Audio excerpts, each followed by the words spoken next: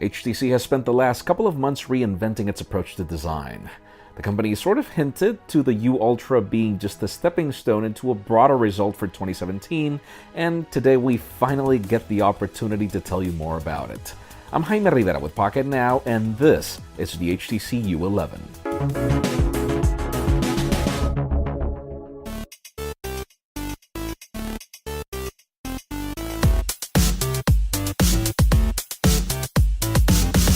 Remember the time when HTC launched the One Max to complement the One M7? Well, don't think of the U11 as a complement to the U Ultra, as the U11 is really the company's flagship for 2017. Sure, they are visually similar, following the U designation, but 11 is to confirm that this is the successor to last year's 10. The U11 continues with the company's new liquid design mentality, which consists of 3D formed glass, a very complex process that came as a result of a collaboration with Corning. The result is a set of curves on the glass that allow them to blend with the aluminum almost seamlessly. At a glance and in the hand, you can't really tell where the glass ends and the aluminum trim begins. The effect is striking, and the feel is even better. The color is more a result of a vaporized deposition process to achieve a very reflective effect, which is obviously not camera-friendly. I'm more of a fan of this amazing silver option, but you can also get the phone in sapphire blue, ice white, and brilliant black. The U11 has also been fitted with all the bells and whistles that it needs to compete with other flagships. We have a Snapdragon 835 processor met with 4 gigs of RAM and 64 gigs of expandable storage.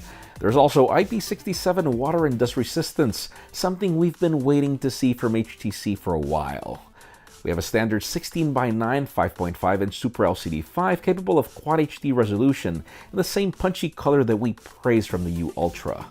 Below the display we also have the standard fingerprint home button and capacitive keys, meaning those 5.5 inches on the panel are all for content consumption. When compared to other devices, the U11 is actually smaller than the iPhone 7 Plus, but obviously larger than the LG G6, Samsung Galaxy S8, and the HTC 10. The camera offers some very interesting changes that we cannot wait to test.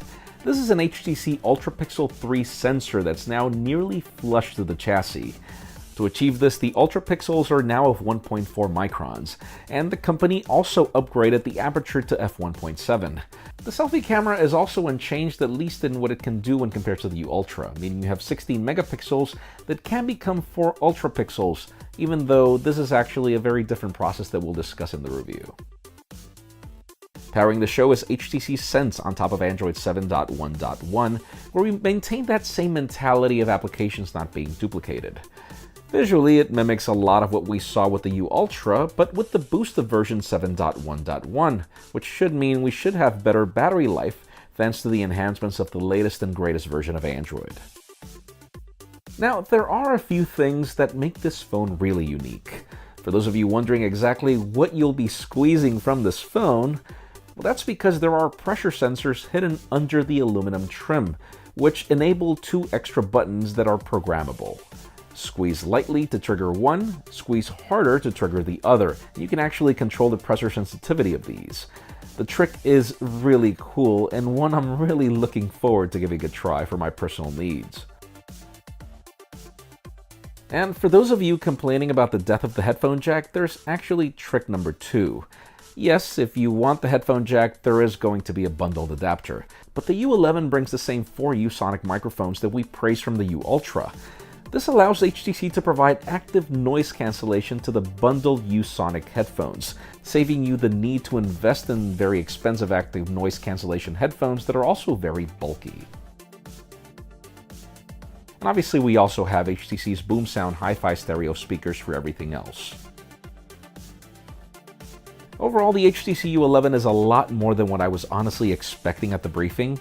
Everything that we've wanted to see from an HTC flagship is finally here, and we just can't wait to give it a try, as our review period has just begun.